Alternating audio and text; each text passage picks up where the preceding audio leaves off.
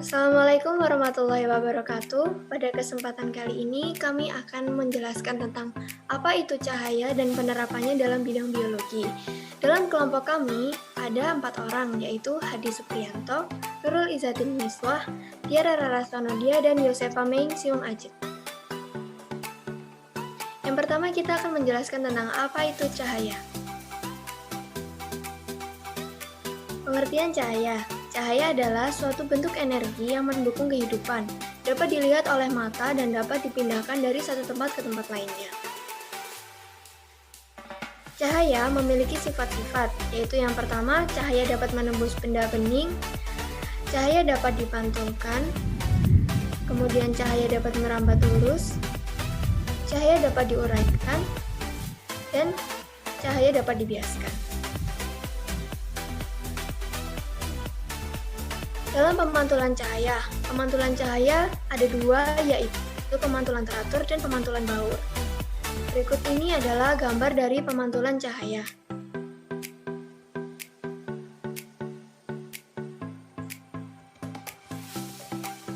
Selanjutnya adalah benda-benda yang bercahaya.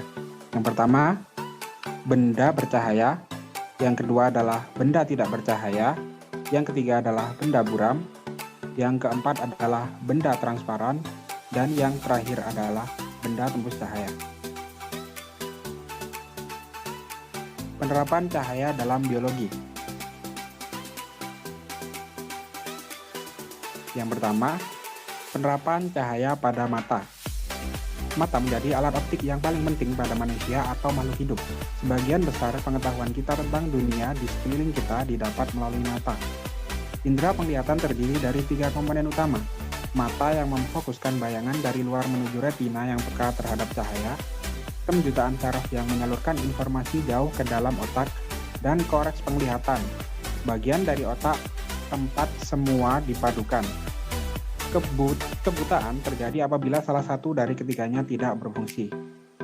Fisika berperan pada ketiganya, tetapi lebih berperan pada komponen pertama.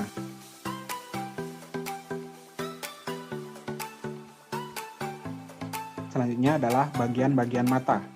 Yang pertama adalah otak mata, yang berfungsi untuk mengatur gerakan bola mata.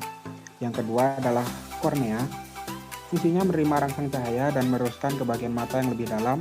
Selanjutnya iris, fungsinya memberi warna mata dan mengatur besar kecil pupil. Selanjutnya adalah pupil, mengatur jumlah cahaya yang masuk mata. Aqueous humor, membiaskan cahaya dan menjaga bentuk bola mata.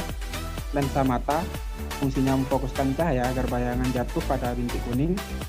Selanjutnya adalah vitreous humor, yang fungsinya menyokong lensa dan menjaga bentuk bola mata. Selanjutnya adalah bintik buta, yang fungsinya menangkap dan meneruskan rangsang cahaya ke otak. Selanjutnya adalah saraf mata, yang fungsinya meneruskan rangsang cahaya ke otak. Bintik kuning, yang fungsinya tempat jatuhnya bayangan. Retina, yang berfungsi membentuk bayangan benda yang kemudian dikirim oleh saraf mata ke otak. Koroid, yang berfungsi mengalirkan oksigen dan nutrisi ke retina. Dan sklera, yang melindungi dan mempertahankan bentuk bola mata. Untuk gambarnya bisa dilihat.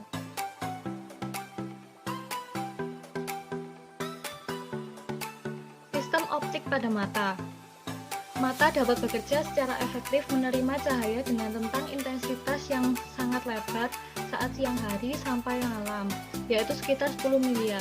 Otak memadukan bayangan dari kedua mata sehingga kita memiliki persepsi kedalaman yang baik dan penglihatan 3 dimensi sejati. Apabila penglihatan diri salah satu mata lenyap, penglihatan dari mata yang tersisa masih memadai untuk sebagian besar kebutuhan. Otot mata memungkinkan mata bergerak fleksibel ke atas dan ke bawah, ke samping, dan secara diagonal. Setelah sedikit latihan, mata bahkan dapat dibuat bergerak melingkar. Pembentukan bayangan benda pada mata normal. Pada mata normal, bayangan benda akan jatuh tepat pada retina mata. Impuls datang berupa cahaya yang masuk ke mata melalui kornea. Kemudian berkas cahaya diteruskan ke pupil mata yang diatur oleh iris, atau intensitas cahaya diatur oleh iris. Selanjutnya, cahaya akan dibiaskan oleh lensa mata sehingga terbentuk bayangan pada retina yang bersifat nyata, terbalik, dan diperkecil. Kemudian bayangan benda pada retina diteruskan ke sel batang dan kerucut dalam bentuk sinyal cahaya melalui saraf optik menuju ke otak. Otak kemudian mengubah kesan bayangan tersebut sehingga kita melihat benda seperti aslinya.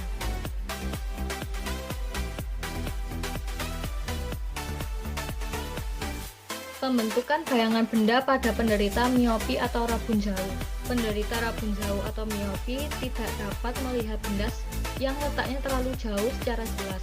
Hal ini dikarenakan bayangan benda pada penderita rabun jauh jatuh di depan retina. Penyebabnya adalah lensa mata pada penderita miopi terlalu cembung sehingga tidak dapat memfokuskan bayangan benda secara tepat. Agar penderita rabun jauh dapat melihat dengan normal, dapat menggunakan kacamata dengan lensa cekung atau negatif.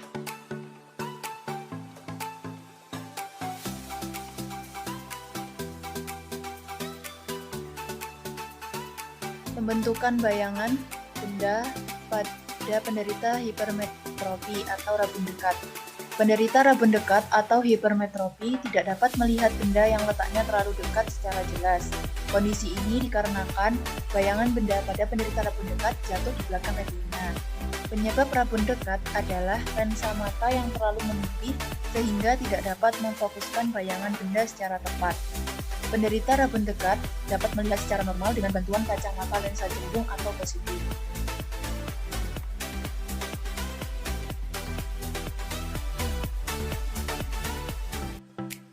Penerapan cahaya dalam fotosintesis tumbuhan. Fotosintesis adalah suatu proses yang hanya terjadi pada tumbuhan yang berklorofil dan bakteri fotosintetik, di mana energi matahari atau dalam bentuk foton ditangkap dan diubah menjadi energi kimia, yaitu ATP dan NADPH. Energi kimia tersebut digunakan untuk mengubah air dan karbon dioksida menjadi karbohidrat. Fotosintesis umumnya terjadi di organ tumbuhan yaitu daun. Hal ini dikarenakan pada daun terdapat pigmen klorofil yang merupakan komponen penting dalam fotosintesis. Sehingga proses ini memerlukan cahaya matahari dan menghasilkan amilum, dan dapat disimpulkan bahwa fotosintesis merupakan proses pembentukan bahan organik atau karbohidrat dengan bantuan sinar matahari. Fotosintesis ini terjadi hanya pada sel-sel yang mempunyai klorofil. Cahaya matahari merupakan sumber energi utama fotosintesis, di mana dengan bantuan cahaya matahari, substrat karbon dioksida atau CO2 dan air atau H2O dalam reaksi fotosintesis dapat menghasilkan karbohidrat atau C6H12O6 dan oksigen atau O2. Fotosintesis memerlukan cahaya, buktinya bagian daun yang terkena cahaya matahari terbentuk amilum dari hasil fotosintesis, dan fotosintesis menghasilkan amilum. Buktinya, bagian daun yang ditutup aluminium foil atau tidak terkena cahaya, berwarna kekuningan atau tidak mengandung amilum karena tidak berlangsung fotosintesis.